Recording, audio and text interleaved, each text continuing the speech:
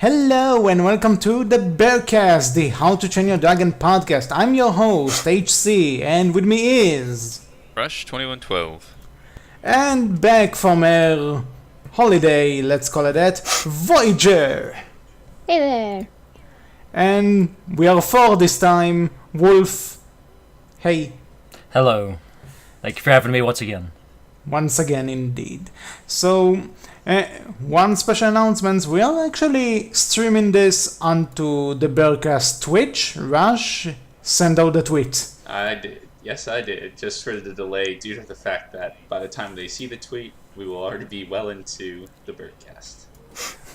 They see the tweet, and that's all for this episode of the Berkcast. We hope you enjoy.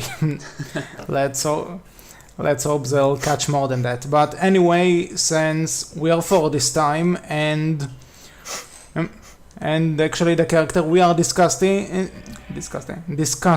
is two characters actually. It's the twins in the last character analysis episode for a while. So, Ruffnut, Tuffnut, the twins of the group. What are your general thoughts on them, guys? Who wants to start? I think they're fun. All right, great. Like see you as guys next comedic- week. That's all we need. It's a wrap, guys. Hey, as comedic characters, I think they work really well. Mm-hmm. And they're used in decent moderation. Sometimes they're overused, in my opinion, but I do appreciate that they don't take that the writers don't take them too seriously, and they're basically just used as, even though they're used as comedic relief, which is sometimes an outlet, they use them very well. Roger, your thoughts? Nice and very welcome input there. It's sort of a tradition. I'm saying my thoughts last. So Yeah. I have to admit, I'm partial. I like T.J. Miller a lot. I think he in general is a really cool voice actor and comedian. So I'm partial to Tuffnut, but together, he and Ruffnut do pretty well. Shout out to TJ Miller as well. Like Absolutely. he is definitely the voice of Tough. Yeah. TJ is awesome. Yeah.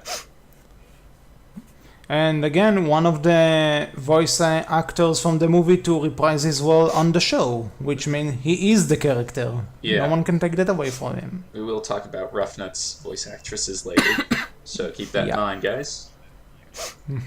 As to me, like pretty much everybody else said, I like them as the comic reliefs. They are fun, they get a chuckle out of me every once in a while. But as character, I'll say, you know what, after Astrid, they're my favorite. I prefer Tough to Rough, like Voyger said. Yeah, we can get to character ratings later, because remember what you and I said last week? We were gonna save our character ratings. I still haven't decided. I've been thinking all week, but I haven't decided who I like better. Wow. Do the character ratings work on a number scale? Yes. Wait, How many out of 10 chickens? No. No, we're like Hiccup's number 1, Aster's number 2. Then one of the twins is 3, Snotlout's 4, other twin is 5, and Fishlegs is 6 for me. Like that. I pretty much agree. But yeah, we can. I don't know we what, usually do our I ratings change at it. the end. Number 1 is Toothless. Oh well, now if we're throwing dragons into the fray. No, just him, because, like I said, I already explained it earlier. But anyway, speaking of dragons, let's talk about their dragons, Barf and Belch, and the relationship with them. And one thing I noticed is that Ruffnut likes Barf, but not necessarily Belch, if the ending for movie 2 indicates anything. Yeah, I think that was more of another comedic relief. But if we're talking about how they talk to the dragons, I feel like just because of the way that one episode went, I think it was, I can't remember which one it was, but it was when Tuffnut got stuck in the dragon trap. He also had Torch there, but Tuffnut is probably a better. He definitely likes the whole dragon instead of his parrot better than Ruffnut. My bad. Oh, this is gonna be confusing, Berkcast. If I can, Oh, you yes. did it again. I did it again. First, Tough if is you heard better it with last. Barf and Belch than Ruff. There we go. Yeah, I think also he's more open to the idea of dragons than Ruffnut is. I noticed. Yeah, because that brings up that I wanted to also say. It was just like Tuffnut. He had no issues like talking to Torch before he even realized who he was, and then we get to Ruffnut talking to Scaldy, as scared as she was. So just a quick thing right there. But she did give it her hair, which magically grew back later. Yeah. Yes. Okay, so any Wolf, Voyger, anything you want to add on Buff and Belch? We don't really know too much about them. Like, they're very much background, like the characters they take back after. Yeah. They also kind of feel a comedic role themselves too, a little bit, I would say. You know what, let me rephrase that, because we pull off this question a lot. If the dragons were to leave, how do you think the twins will react to Buff and Belch leaving? I think they'll be pretty sad that their half is going, but the other sad, but not as much. I see the way that scene plays out, as you kind of have this whole thing that ends up being comic relief, but Tuffnut is crying, Ruffnut is telling him not to be a baby, they end up fighting about which half is better, and that's kind of the end of it. Yeah, I can agree with that. You know, that's perfectly in character. This is how it will happen. Okay, if we don't have anything That was one else of the to add on the quickest. matter. We know what's going to happen with the twins. Like the other guys, kind of speculation, but yeah, twins are too predictable in that sense. Yeah, and that brings us to the next subject. They're obviously the comic reliefs of this franchise. So, do you think their role as comic reliefs affect them as characters? Because personally, I think it does. Because let's think about this. When How to Train Your Dragon 1 was made, nobody knew there would be a sequel. It was just one movie. So they put them there for the laughs, for the enjoyment of the people, you know. But then when it came time to do a show with these characters and develop them, the writers pretty much said, okay, they're dumb. Let's make them dumb as well. And although the show can get a few good moments out of them, which are not necessarily comedy, but essentially they are the dumb comic reliefs who are just there to bring in the laughs. I mean, I think we have seen parts where they can be, serious as well. Like for Race to the Edge, we saw Tuff and Astrid working together, and while Tuff was still being comedic relief throughout that, he was also trying to be serious too. Yeah. In his own roundabout Yeah, I was way. gonna say he was trying to be serious, but he was also still. It's like, oh, I'm thinking of so many Loki-ish ideas, so he wasn't. It kind of took away from his seriousness. Now, on the other hand, Ruff. She's more serious about the brother sister stuff than Tuff is, I think. Which I can get behind Ruff, but Tuff I couldn't get behind him. I think Free Scaldy was a good episode for that as well. Like seeing her be serious about dragons too for that. I think too the episode, it was in Rush to the Edge. I'm not going to be able to recall the season or the episode name, but where Ruffnut calls Astrid out for being so mean and critical to everyone. That's also that was the the same same one where it's because that's like the very beginning of it's Edge of Disaster, I believe, part 1. Yeah, part 1. Okay, interesting. So the next question is, do you think each one of the twins can stand on his or her own without the other? If we go just on voice actor quality, I would say Tuffnut could, just because TJ Miller is really good and he can carry himself really well, I think. So I would definitely say Tuffnut can, at least in comedic value. Yeah, I think so they've given Tuffnut more of the comedy standpoint, and because that is technically T.J. Miller, and he's, like you said, he can definitely stand on his own. And then from a character standpoint, we can go back to Twinsanity, I believe, when Dagger is very first introduced to the whole series. So that's when Tuffnut was complaining that it's always hours, hours, hours. In fact, he'd probably even complain that we're not even giving them their own episode; we're combining them together. But it's kind of what Hiccup said. You really you can't really separate them. You can separate their other stuff, their material things, but you can't separate them at all. Mm-hmm. 10-4. Over and out. No, not over and out. We're not done. Actually, Voyger, you did say that you like Tuffnut but not Ruffnut. So on this subject, what makes you think that Tuffnut is the superior sibling?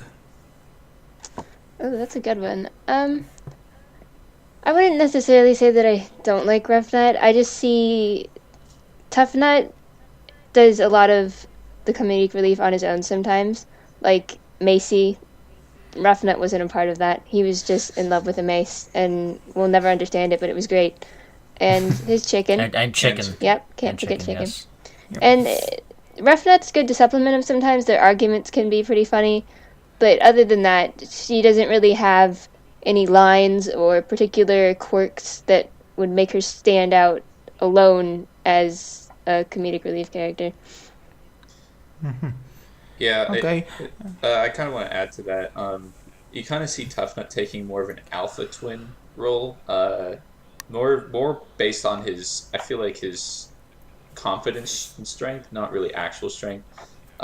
If they were to fight, I feel like Ruffnut could win because Ruffnut seems to be smarter than Tuffnut, but Tuffnut, I'm bringing this into his alpha twin because when they do the fireworms are coming to Berk and they have the rulers, Tuffnut's the one giving all of the rules. He always seems like he's more the leader than Ruffnut is. Yeah, and I think we can all agree that in case some really attractive hunters or something attack, Ruffnut will be distracted. Yeah, that's something I was going to say. I was thinking about it after I'd finished my answer. Ruffnut does have that thing where she falls in love and then spontaneously does not fall in love anymore. We've seen a couple of times in Race to the Edge and most notably with Eret in the second movie, but that's kind of her thing, isn't it? And for me personally, that's not a thing that I find particularly entertaining. So maybe that's where my partiality comes from. Maybe. I think it'd be an interesting question to ask. Like, do you think, Rush said earlier that he felt that Tuff would be more of the leader. Honestly, I mean, for the way the characters are put forward, like if they're not taking anything seriously, especially Ruff, if she doesn't care and she's not taking it seriously, I think if she did start taking something seriously, I think she might actually step up, and I think she could be better at leading than Tuff, perhaps, Absolutely. in certain scenarios. Yeah. Yeah, I guess it's because two she didn't things take the I ruler want to thing say seriously. on that is, one, in terms of each one of them standing on his or her own, Tuffnut is given more things to do on his own in the show, I believe. Like, for example, like we said, they put him with Astrid to defend Dragon's Edge. True, he's with Astrid, but it's him and not Ruffnut. So I think the writers just somehow developed Tuffnut more than Ruff, if you know what I mean. Like, you can see him getting into certain situations that you won't necessarily see Ruff fit into. That also might be because of T.J. Miller, too, though. His Could voice be. is so perfect. And another thing I want to ask, was it ever confirmed that Tuffnut is the oldest of the two? I believe they said it sometime. I don't remember though. Yeah, I can't remember if he is actually the alpha twin, which they say alpha is, I think, the older one, right? By like however many seconds or minutes. But on the note of T.J. Miller, anytime I do the writing for him or I'm reading a fan fiction with him, you just can't not you always imagine imagine his that voice voice. saying that. And like whenever Mm-hmm. I'm thinking of a joke to write for Tuffnut, I'm just trying to think of the way T.J. Miller does his voice too. Yes, So I know what you're talking about as fan fiction writer of the past. yeah, Because I don't have the time right now. Okay, so we pretty much discussed the. Okay, one more question on this. We mostly talked about them standing on their own in terms of comic reliefs, but as characters, leave the comic reliefs alone for a second. Do you think one of them can stand without the other as a character? I believe the answer is still Tuffnut, yes, Ruffnut, not so much. I already gave my 2 cents on that earlier, so I'm gonna let you guys battle it out. Over Rock, and out. paper, scissors, shit. Age before beauty is what I was going to say. I don't know who the oldest one is here. I'm Uh, not disclosing ages. I'll go first. Yeah, I would still say Tuffnut more so than Ruff. Now, if we get more from Ruff, like if the writers of the show do more with her, then that could change. But as it currently stands, yeah, I think Tuff can do more on his own and do better on his own than say Ruff could. and I think I just agree. Yeah, and before we move on, I just want to point out that I read exactly one fanfiction about a year ago where the author, for some reason, killed Tuffnut and kept Ruffnut alive. Would you read that? Yeah, I mean, I would read it. I think it'd be an interesting take depending on how they did Ruff. Yeah, that's true. She's pretty much the same, only a bit more traumatized because she lost her brother. She does. May or may she not does be as care. interesting. She does care for her brother. I do know that much. Yeah, she does care for him, but being the overly comical, overly stupid actually, comic relief, and being traumatized is not too. You can't really balance that, if you know what I mean. Yeah, that's true. I mean, on the subject of fanfiction, generally when you see most writers when they're writing the twins, generally it's going to be, from what I've seen, it's Tuff and Ruff are very protective of one another. Maybe Tuff more so of Ruff, because like you'll see Ruff get hurt and Tuff immediately takes on the kind of older brother idea of, all right, got to protect her, got to keep her safe, got to look after her. Yeah. Ruff, generally they'll write as more, even more laissez-faire and I don't care, whatever happens, happens, than what the show does her as. Actually, but the show did show that Ruffnut does care for Tuff. Which I do find interesting. Like, generally, when it's, again, when it's fanfiction writers writing it, they don't write it that way, Yeah, that's true. from what I've seen. Who knows, but maybe it changed after that episode aired, because before that episode we didn't really see enough of the we just know that they headbutt a They're lot. tricksters, they're tricksters. And they love Loki. Yeah. Okay, I'm moving ahead to the next subject, and in the previous episode, Rush and I pretty much discussed Ruff's love life, and just to the risk of adding controversy to this episode as well, just to get your guys' opinion of it, Rush and Voyger, what do you think about Ruff's love life? Who do you want to see with her? Fishlegs, Snotlout, or Eret? Go. All at once, everybody. Apparently no one is the answer. No one. For me, I would say, like, for how I see Ruff's character, honestly, I think she would just end up stringing Snotlout and Fishlegs along. I don't think she would end up with either of them. Okay. It just seems like that'd be more her to me. Yeah. Voyger, your thoughts? I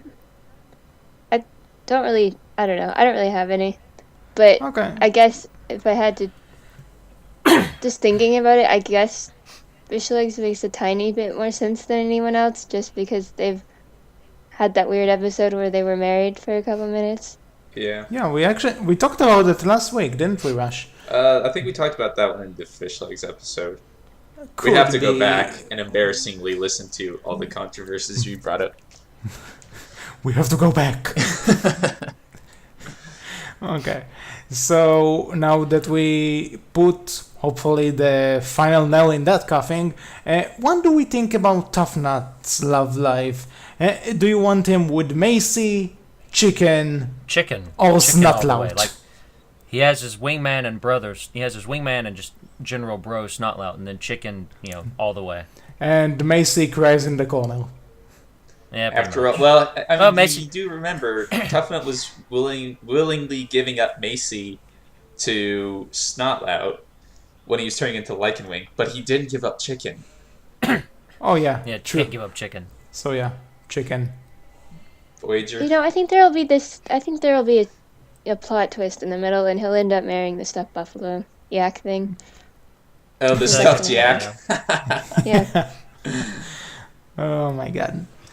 You know what? That will be an awesome twist. Nobody will see that Nobody will coming see it except us. I ship it.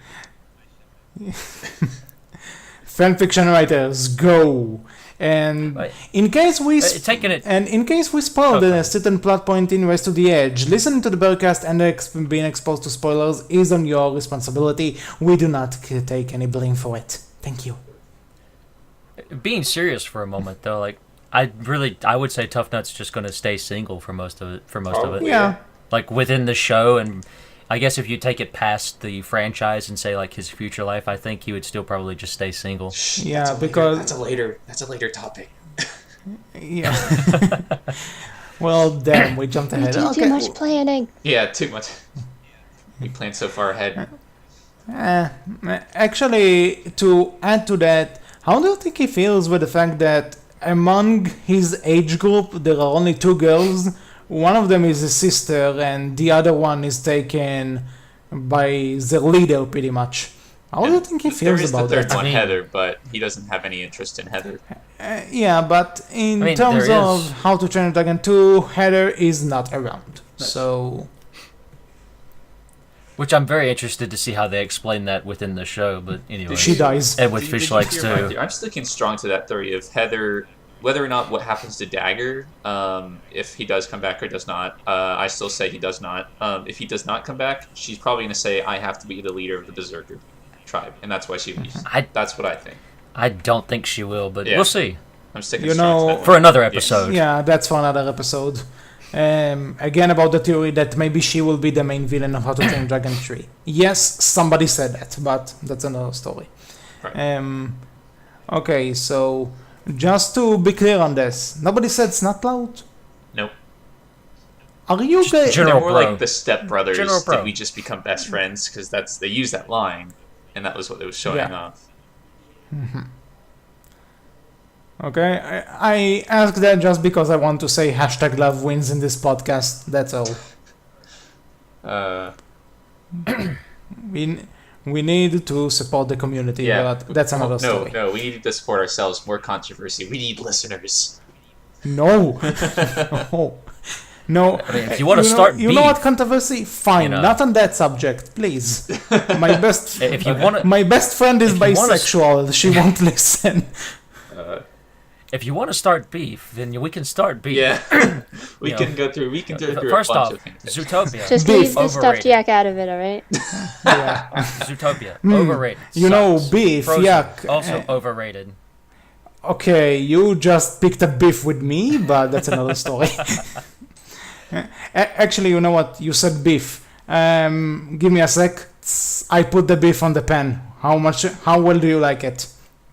I like it medium Well rare. done.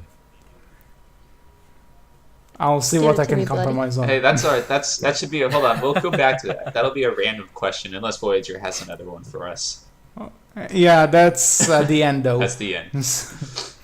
Okay, so Voyager get ready at that. Anyway, like Snotlout in the previous episode, Ruffnut had a few voice actresses. She's had the most Where- actually. Yeah, she had the most in the franchise so far. We had Kristen Wiig in the movies. Um, She's How to Train Your Dragon 2 and Yeah, the How to Train Your Yes, Dragon she's 1. the movie Yeah, I voice saw the actress. movies. Yeah. Absolutely Yeah. it's understood. She's up there with Jonah Hill in terms of how famous they are, which is why she probably didn't reprise her role. Okay, but in the show, she actually had two voice actresses. One in Riders of Berk, Just Riders of which- Berk. Yeah. I Yeah, don't even remember her and name. the other for the rest of the series. Can you tell me their names? I So don't have the it first on. one I can't remember, but the second one, Julia Yes. Marcus is the current one, is she no. not? Andre Vermeulen. No, Julia Marcus, I think, is the Riders. Andre Vermeulen is the current one. She also does other Yes. TV work. And so I'm going to start this off by saying, in terms of how well they do it, I like Andre. It's almost the same way for how we talked about Snot Out. We're going to leave Julia Marcus Yeah, because that- I don't really like. I listen. I've always noticed her voice has been different, and it kind of didn't suit Ruffnut. But Yeah, and but then again, because her voice wasn't that similar to Kristen Wiig's, yeah, they got they didn't give her much lines to begin with. She Yeah, was mostly exactly. silent. So Andre Vermeulen, she gives more to the character, but Kristen Wiig, the voice that she does for Ruffnut is amazing. I will say that. Yeah, actually, one point I want to bring it out, I want to ask you guys about this now.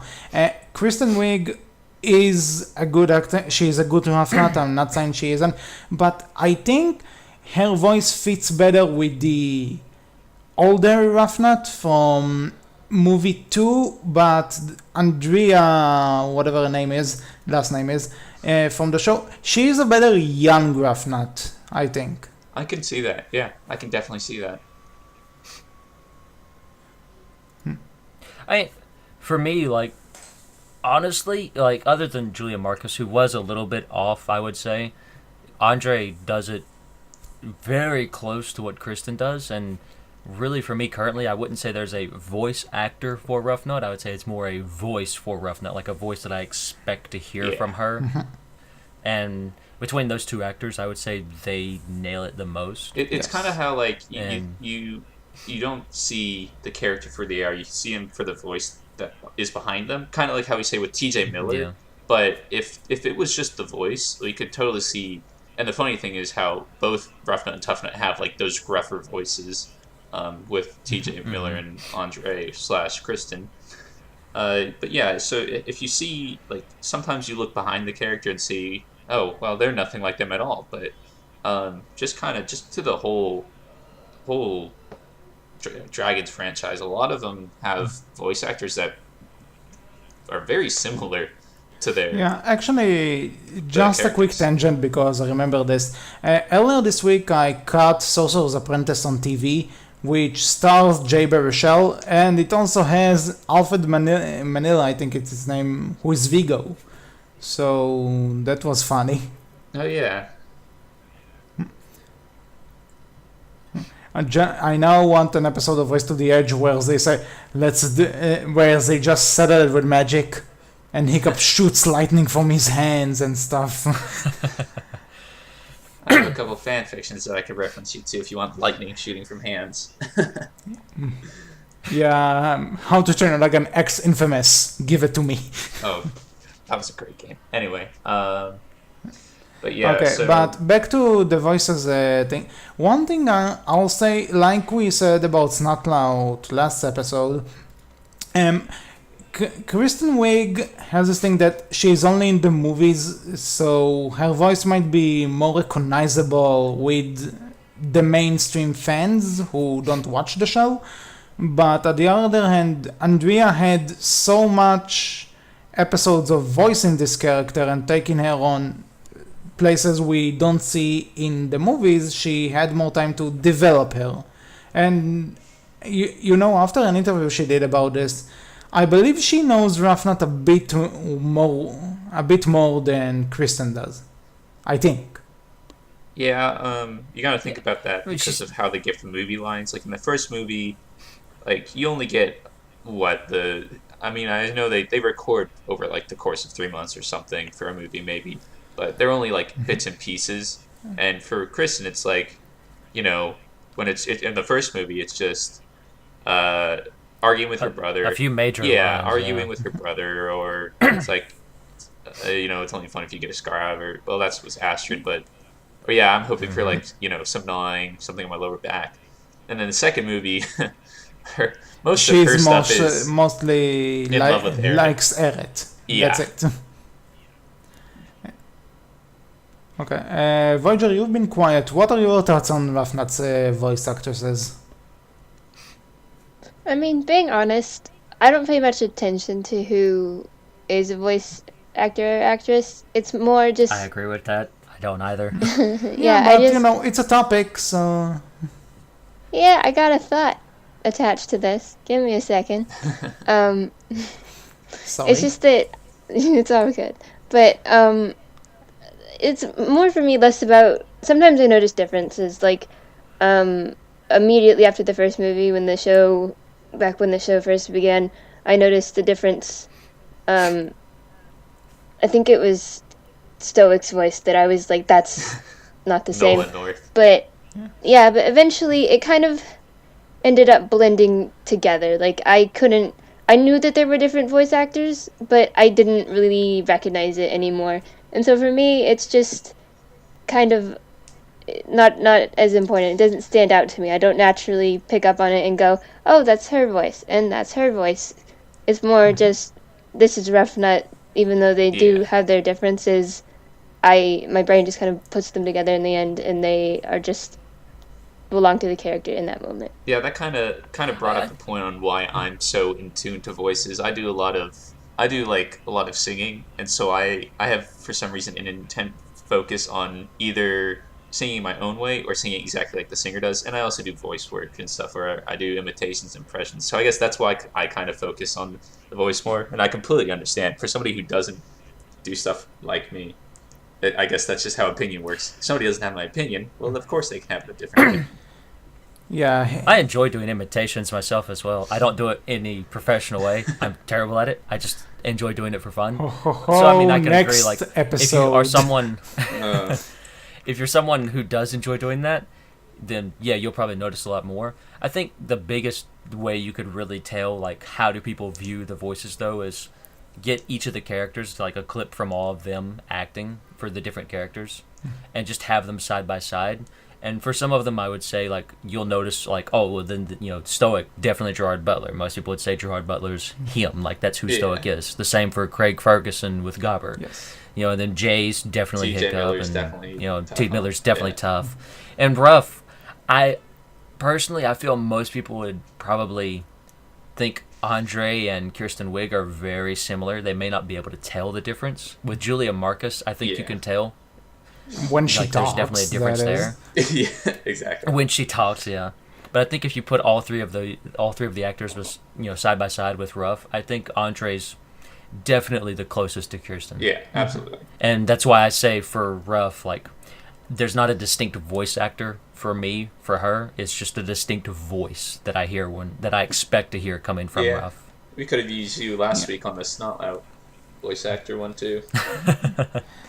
I mean, put Jonah Hill and Zach in the same room. Let's see what will happen. Yeah, they actually look kind of similar to the voice actors. Oh, and that I didn't know. Yeah. Okay, so after the voice actor before rambles, we get into the next topic, I do want to insert. We didn't do this necessarily. We kind of did this with Snot Out. I can't remember us having an official topic for it, but favorite moments for both Ruffnut, Tuffnut, and then the twins together. So you have both twins. Three. So one for each. We need one for Tuff, one for Ruff, and then one of them both together. Exactly. Okay. Oh God. I'll go first since I'm the one who thought of the topic. I had him in mind. So tough moment. Go right ahead. When they are on Outcast Island and Hiccup finds them. First off, the whole thing right there is funny. How Ruff says he didn't make it, and Hiccup's like, what? But then Tuff being in the tree is hilarious because also his side comments like, "This is bad." Yeah, it's gonna be easy. No, with the capital T. Or wait, would you capitalize? So that's a good one. My favorite rough moment would probably have to be. So this is another one with Tough, but when Tough, like when they're trying to get the gigantic eel for the sea shocker, Ruffnut says this bait is nasty, and Tough says the correct word is pungent, and she says sorry, this pungent is nasty. And that's just so funny because it just like showed how stupid they are, and it was a comic relief moment. As for the twins working together, I liked it when they. I actually liked the Twin Sanity episode when, or is that that's Twin Sanity. Zippo Back Down is the one where they cut. So Twin Sanity was the one where Dagger was first introduced when they worked together with Barf and Belch. I like that. Okay, if I may go next, my favorite Ruffnut moment is when she's talking to Scaldy in Free Scaldy, and she at one point she tries to imitate Hiccup, and one of the things she says is, "My leg fell off." Oh yeah. I love it because that's really the best way you could have wrote it. Really. Yeah. My leg fell off. He comments on that. My leg didn't fell off. Yeah. Okay. In terms of Tuffnut, this goes to movie 2 when Hiccup says that Drago's name, and he's like, I'll bloody his fist with I'll bloody face. his fist He tries with my to take face. dragon.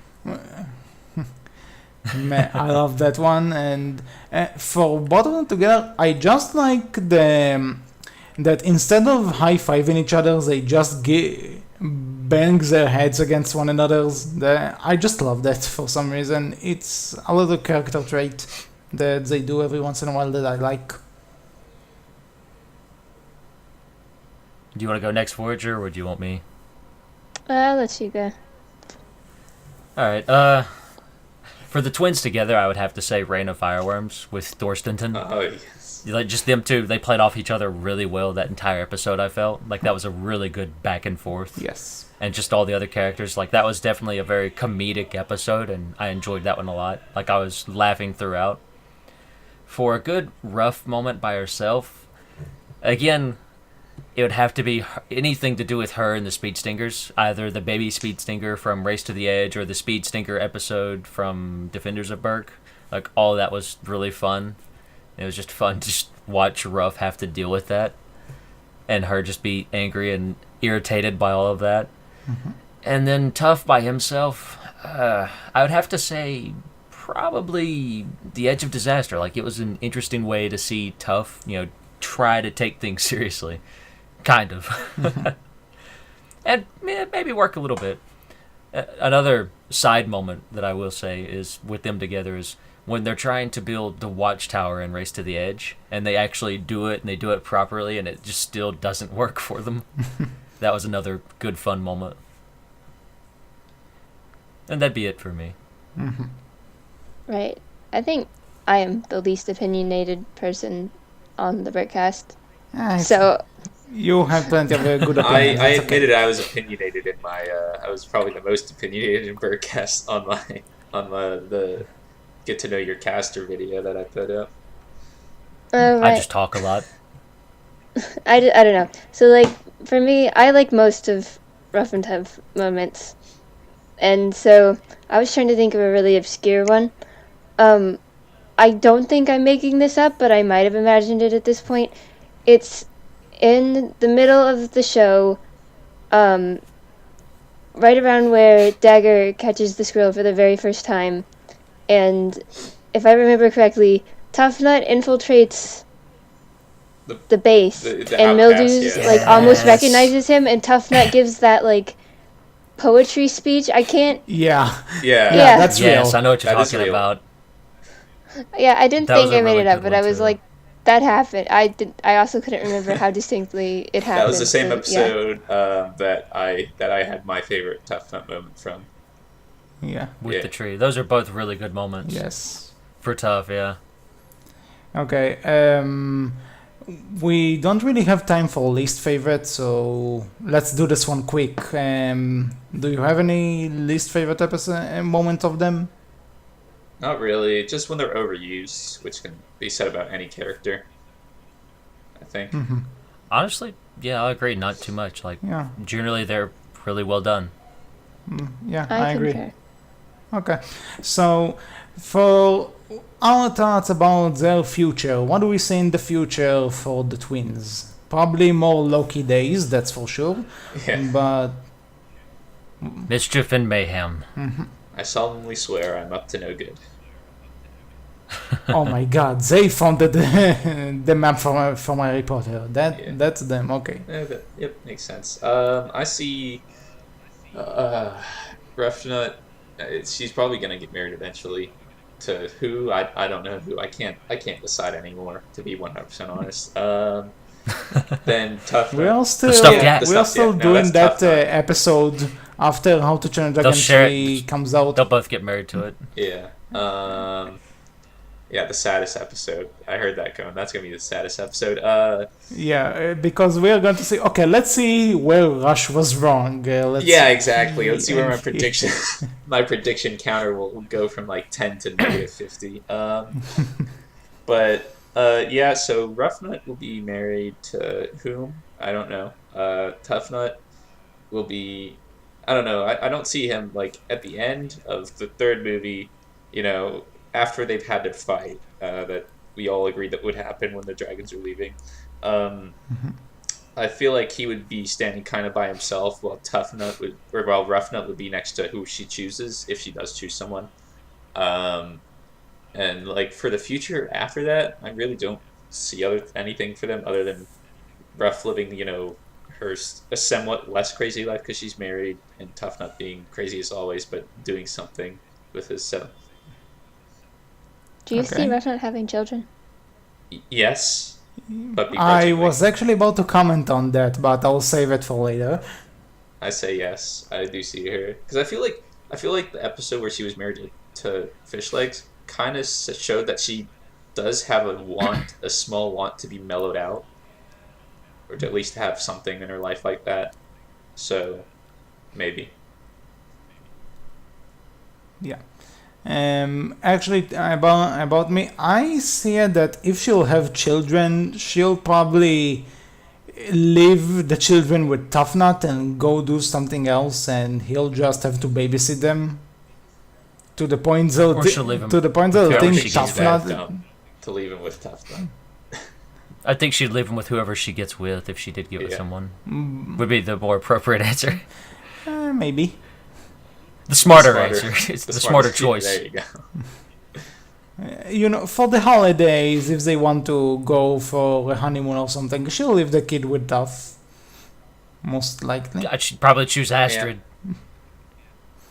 Astrid will. I would Astrid choose will Astrid. murder would the fucking never- baby. I wouldn't even choose Tuffnut to watch over like a stick that I had with me. Oh no, Stig's fine. He'll just fall in love. with Yeah, I wouldn't get it back. I mean, if you don't care about it too much. Yeah, I think If you like the stick, the one At thing that point, you're just Tuffnut- giving him things, though. You're just like, here, I found a stick. Have my stick. I mean, that would get him off of your back for a day if he's annoying you. It's like, hey, Tuffnut, go fetch the stick, because he's a dog now apparently. Wow. And downgrading at Poor its Tuff. finest, ladies and gentlemen. We still love you, TJ Miller. Yes. And Yes. Tough. The Berkcast, where we fund. I forgot the word. Whatever. Ignore me. But yeah, so aside from TJ Miller is awesome, I think it's time. Voyger, show us one of your random questions. All right. Are you ready? Brace Oh yourselves. god. What's your favorite book?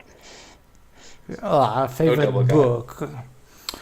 You know what? Wait, Easy, do you mean easy answer. How to Train Your Dragon specifically? Or do you just mean in general? Nope, in general. Oh, in general. Harry Potter. Which one? I was afraid of that question, and that's the one. You know what? To me, in Harry Potter, it wasn't necessarily a favorite one. I just have I have favorite from the first four and favorite from the final three. You know what I mean? So, in terms of that, I'll say from the first four, Chamber of Secrets. In terms of the last three, Deadly Hollows. Okay. Demon, you have a favorite book? Oh man, I love to read, so it's hard to choose. The first book I ever read that ever got me into reading would be Harry Potter, so it probably ranks very high up there. But currently, I think I might lean my favorite book a little bit more towards Game of Thrones. I really enjoyed that series, and I would say the first book is a really good opener for that series. And then the How to Train Your Dragon books are also really awesome too. If I can recommend on more than one, I'll say Wicked. I really enjoyed Wicked. Fair enough. I actually, the main books I read now are actually just anything that have to do with like physics lectures and stuff, or Feynman's, a lot of nerdy stuff. You poor soul. I see you haven't watched. If you enjoy it. Yeah, I haven't watched my introducer Beat the Caster, because I literally say I enjoy physics and math beyond belief. Yeah, so that was, I can't recommend any of those, because if you haven't done any physics classes like I have, you won't understand them to the slightest. But the most recent book that I can remember that I've read, not the most recent that I've read, but in recent memory, my favorite book that I read was Anthem by Ayn Rand, because it actually reminds me of a song. Ironically, my namesake for this, Rush 2112 song itself, which is based off the album, just named 2112. They have a song called 2112. Cool. It has like 6 parts, and it's actually based off the book. If you read the book and listen to the lyrics, it's almost exactly similar in how it goes. And I thought that was pretty cool, because I didn't even realize it until after I read the book and listened to the song. And it's a really good book, too. So, Voyager, you got us a question, now you give us an answer. Alright. I think I'll have to go with The Hobbit, just because I'm so into it. I read the books first before the movies, even though all of the movies for Lord of the Rings and The Hobbit were out. I'm the type of person that has to read it first, so I did, and I loved it. Real quick, I played the game before I read the book. There is actually a Hobbit game for the original Xbox. Yeah, really I know, great my game. Friend had it. Really good game, by the way. So 10 out of 10. Yes, very, very good. Yeah, actually, we can go on least favorite books just for 1 minute, Arena 1. My name is Asher Lev. I hated that book. If I may say just one thing about Arena 1 is, I haven't even finished it because I'm like four chapters in. All I could say in my head is Hunger Games, and then I just went back and saw the Hunger Games again. Also read the books, but movies more accessible. So, yeah. I don't really have a least favorite book. I'm very picky about what I read, so I generally tend to try and pick up stuff I know I'll enjoy. Have you guys, any of you read The Maze Runner? Nope. No. Okay, so I was about to ask if it's as boring as the movie, so no answer here, I suppose. Oh, hold on. I'm going to change the title of the Twitch stream to Bookcast real quick. We can stop the actual episode and just continue to talk about random stuff. So yeah, but are people watching the stream? Close really? the episode. I can't just stop stream immediately like that. People would be like, "What the heck just went on there?" Are people watching the stream? There were a couple here and there. Okay, cool. So, we're pretty much done here with the actual episode. So, that's all for this episode of the Berkcast. We hope you enjoyed. Stay tuned for next episode because, trust me, this is episode 10. It's going to be fun. And it will also be live streamed again at around 12 p.m. Central Standard Time. Meaning that if you're in the center of the United States, it's noon. For those of you who don't And understand if you how are time where works. I I live, know pretty that. much, this is 9:30 in the night. Yeah, as we do have, I do notice we have a lot of international Berk Forum Vine fans, Yep. which I think is awesome. So that's good. So, like we said, we'll see you next time. Thank you for listening to this episode. We hope it wasn't as controversial as the fish legs one again. So I was HC. I was Russ 2112. I was Voyager. And I was Wolf. And we will all see you next time. If you want to talk to us before that, you can search us on Twitter at Rush. Give them the details. At Berkcast, capital B, capital C. And our Twitch I TV, need to for those of remember you who that. are listening to the YouTube video, will be twitch.tv/Berkcast. Lowercase b, lowercase c. And you can find all four of us in the Berk's Grapevine forums. You can talk to us there about whatever you want.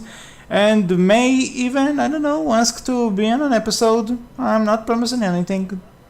You can try. Nothing will kill you. And that's all for today. Take care. Bye. Bye.